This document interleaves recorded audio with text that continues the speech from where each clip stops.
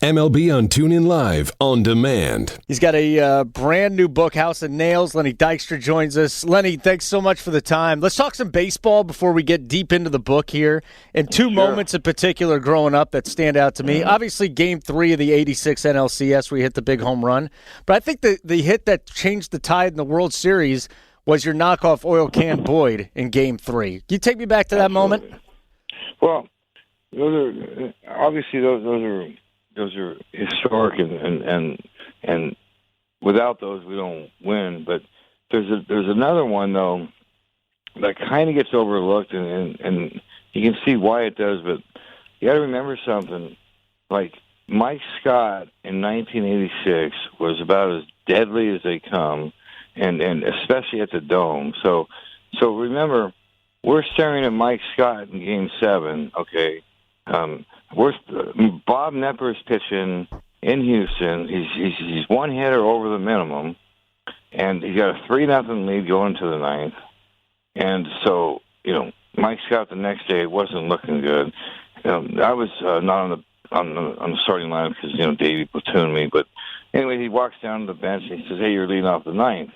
I said, "Oh, okay. You want to win, huh?" So I work it and I hit a triple. And next thing you know, balls are bloop, bing, boom, boom. And that was one of the greatest games in the history of baseball when we came back and won that game. So that right there, if I don't hit that triple right there, it's over. Because as you know, Mike Scott was unhittable. Yeah, because he was scuffing the ball. He was whatever he was doing to it. I don't know, but it was electric, especially at that Dome. And it gave our big hitters problems, but I mean, that team, man, it's almost unbelievable when you think back how we, came out and won that World Series. I mean, crazy, man. Yeah, crazy. I just go back to that Game 3 again. I think your shot off oil can Boyd was the thing that turned it around because you're down to 0-2 at home. You're down 0-2 at home, and everybody was counting you out. Yeah, well, that's a great point you make there because here's the deal on that.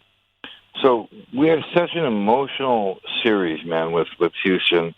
And next thing you know, we didn't know what hit us. You catch Clemens and Hurst, by the way, who are no fun, trust me. And so it's 0-2.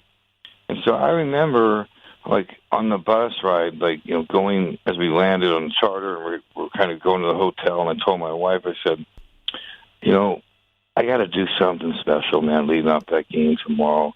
I got to get the momentum changed. And so I said, I'm going to try to hit a home run. And usually when you do that, you top one, you roll it over. And I legitimately, went up there trying to put a crooked number up. And I got a good pitch to hit, and I smoked it, too. And that did change the whole momentum and got, Hayda a run so he could go out there. And so we were able to get 2 out of 3, which is what we wanted to get out of there with. And we got it back to home, and the rest is history. Lenny Dykstra joining me here on MLB on TuneIn Live. So, Lenny, the book comes out. You've gotten a whole bunch of publicity. It's one of the top 20 bestsellers on New York Times. I mean, this is amazing, the success you've had with this book. You've gotten a lot of backlash. You've gotten some people that actually love the book. What kind of reception do you think that you've gotten since releasing the book on both sides? Oh, it's been awesome. I mean, the people, the critics, since I was reading one from Bob Leswicks, who's one of the toughest critics on the planet. He's a music critic, and in fact, it's funny. I was just reading it, and so a lot of people. There's the people that don't read the book, they get it wrong. This guy, Mad Dog Russo, whoever he is, the guy that yells all the time. So I had to light him up, since he didn't read the book. But the bottom line is I don't bury anybody in the book. None of my players. I had great teammates. Now, I take apart Davey Johnson, and I take apart Davey Johnson for the right reasons. Because, see, when you're playing in the major leagues and you're 2 games away from the World Series and would have been over and then I'm referring to 1988 when Davey Johnson let Dwight Gooden start the ninth. And, you have Randy Myers down there, and we're up 2-1, and we're in New York, and, they go down 3-1, it's over. It's just can't overcome it. But the bottom line is Johnson lets him out there, and you got John Shelby, who owned a 281 on base percentage, but owned Gooden.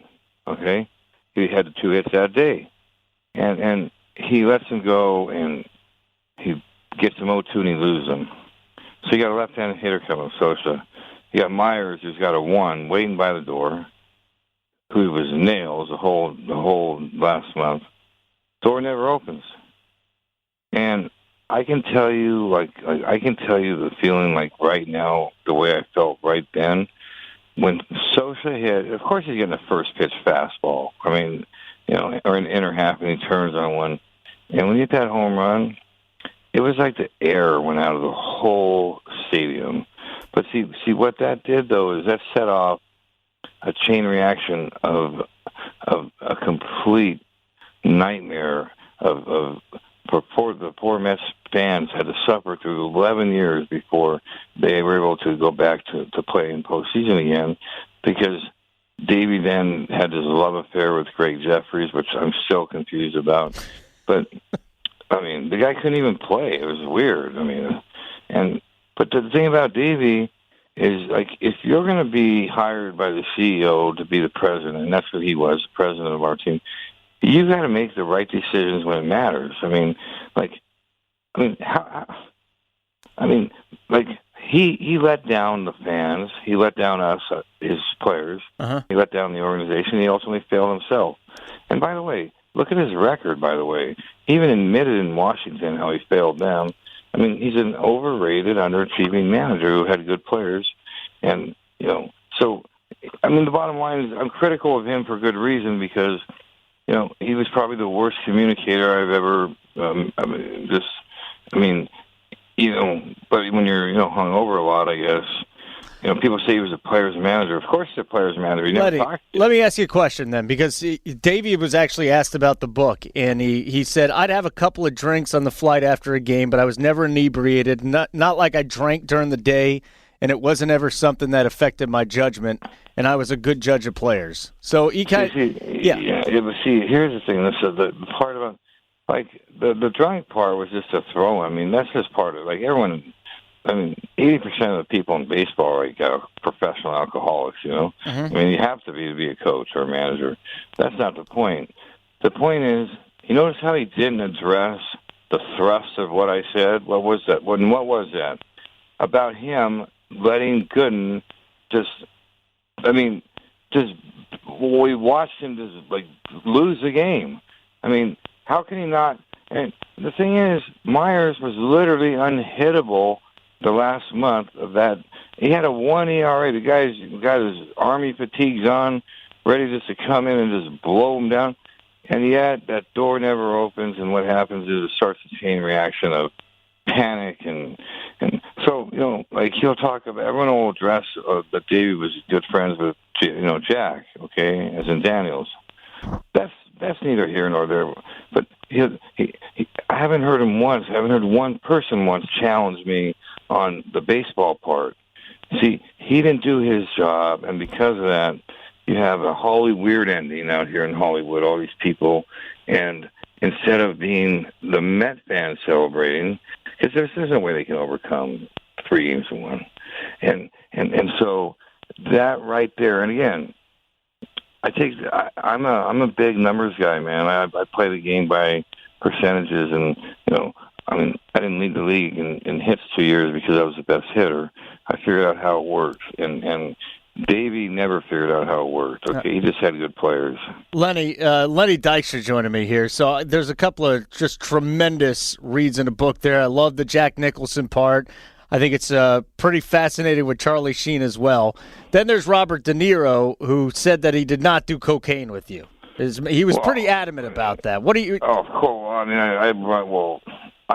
really? I thought Bobby D would say, "Yeah, me and Dykstra were railing up, man. We were like, he's quoted effing BS," is what he's quoted as saying. Of course, I just said. I mean, but see, I was helicoptering in. I was living Mars, and he just happened to be in the next suite over. There's 2 presidential suites in St. Bart's. So, and I had so much eye candy coming in, dude. It was hard to take, Lots of eye candy. Coptering them in, dude. Helicoptering them in. And so finally, I can tell you this. I don't think he knew who I was then, and I don't think he knows who I am now. Maybe now, since, but, because when he asked for some, I said, you want some Richards? And he said, what? I said, yeah, no, you can't call it Bo, bro. I mean, we have to have a code name. So I had a code name for Keith Richards, see, like the Rolling Stones. Yeah. Because he looks like a line of blow, Oh, Jesus. So, yeah. Oh, There's Richards in the house. Hey, but yeah, I hear you, Lenny. It was pretty fun with De Niro. I mean, but I never hung out with him after that. In fact, I saw him in Tribeca at one time and went over to say hi. He looked at me like I had a redheaded. No, worse than that. Which I don't blame him. What's he gonna do? Say, hey, honey, you remember him? He was the one that got me all the pole, and So what it is what it is. I mean, and then you have Mickey Rourke popping off. Yeah, Mickey Rourke was not thrilled either. What's Mickey got wrong? Mickey Rourke, Mickey Rourke's soft, dude. Come on. He's just soft. I said I fired back at Mickey. Yeah, he's crying all the time, man, about Carrie Otis. He beat the crap out of her. I said, Mickey, what do you want her to do? And plus, look at you, man. I mean, did he set the face of the industry back 10 years, I mean, and that little dog, that little rat dog. He's got a little rat dog you don't like. Yeah, well, that was when we were on a 10-day ride. I was getting ready to go to Promise, you see, because, like, if you didn't go to Promises, you weren't cool. There was a period there where it was like star-studded. That's rehab, right? Promises rehab. Yeah, right. Malibu, and so before I go in, like, I'm gonna have a blowout, I'm like, really? So I end up at a bungalow in Beverly Hills Hotel. 10 days later, bro, I look in the mirror and I'm holding that little dog, and I got the scarf around me. And I say, wow, this is bad. Mickey, roll it up, man. We're out of here. So after I paid my $300,000 bill, okay, now I go to Promises. But I still got a little, stuff, party materials. Right. So I parked the limo in front of Promises for 5 days. You just sat there in front of Promises, living in the car for 5 days. Yeah. Then people were bringing stuff back and forth, and then finally we ran out, and I would pound on the door, "Let me in!" And dude, I went into a coma for 4 days, and this is a trip how this ends. And I come to, and I'm seeing all these people, and you got this, and they're all giving me orders. And I'm like, what? So I said, I'm out of here, man. I get my stuff and leave. And guess who stops me? Who? Charlie Sheen. Yep. I mean, I didn't even know he was there. And see, I was a low man on the totem pole there. You had Downey Jr. there, Sutherland there, Sheen there, Peck's kid there, and so I don't know any of these actor people. I'm not a Hollywood dude, man. I just hit balls where people are standing, score runs, And Charlie says, "Hey, man, you should, it was this cool kind of way you did." So he talked me into staying, and actually went for 7 years. We didn't, I didn't party, but the book is, look, it's about a baseball player, but it's not about baseball per se. It's a roller coaster ride that is raw, it's real, and before I wrote this book, I had to pull my family aside, and I wanted to know, if I'm going to write the book, I can't just tell all the good stuff. I have to tell the good, the bad, and the ugly. Hey, Lenny, are you close with Cutter? Cutter's in the Nationals organization. Are you close with his family? Really, really close with him, and I was there last night. Good. And with my son Luke, who plays for the Braves, is hitting 320 right now. Right. In A-ball.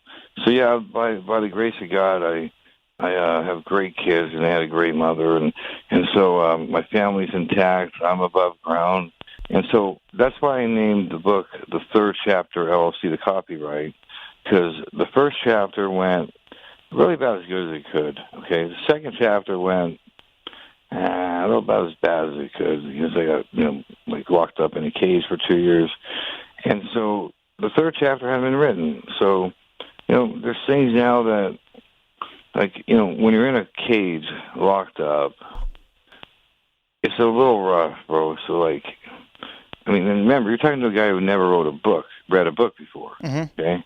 And so, I read my first book, so there would be two things. I'd read, and I'd decide, okay, left hand or right hand today? Okay, left hand. Okay, and then read, and then right hand, left hand. Right yeah, hand, I saw that, man. I mean, how scared were you for your life? Not only from the prison guards, which you said beat you up pretty badly, but what about the inmates? Yeah, well, they're all those guys. No, the inmates didn't get me. I was in a cage by myself, man. Okay. Because I was high profile, so I was next to Conrad Murray, who told me how Michael Jackson killed himself. Meaning, Conrad Murray would give him his medicine to sleep. And I said, dude, what happened to an Ambien, man? Gee. And he said Michael then would go self-medicate and add more to it, and he OD'd, And then on the other side of me was the guy that ran the whole prison, the whole jail, Lalo Martinez. He ordered 8 hits from his cell. Yeah. So, so I never got out of the box, dude. I was in the box, okay? And you just have to become somebody or not. Like, I actually became an Israeli spy that I was reading about a series by Daniel Silva called Gabriel Allen. And, but they've all been put in prison, They're in jail. The sheriff pleaded guilty. The 20 deputies have been put in prison. So they took them, the FBI took them all down. And, they almost killed me. I mean, I was in the hospital for 5 days. I don't remember any of it. Lenny, I just want to thank you for your time today. House of Nails, a memoir of life on the edge. I'd love to talk to you for longer. We're here in L.A. anyways. Yeah. But man, real quick, I just want to say, like, the thing that I'm most proud of, one of them is, Stephen King, who's, the best at what he does, sold 400 million books. He read the book, and he came out with a blurb on the front cover, and he said, tough, straight, upsetting, and strangely beautiful. One of the best sports autobiographies I've ever read. That's a tall statement, Makes you feel good, doesn't it, Lenny? Yeah, I mean, it does, because you know why, dude? I worked so hard on this book. I mean, like, blood on the keyboard, so you can picture face plants. And, I grinded, dude. So anyway, man, thanks for having me. I really appreciate it. It's MLB on TuneIn Live, weekdays at 7 p.m. Eastern Time. Tune in. Listen like you mean it.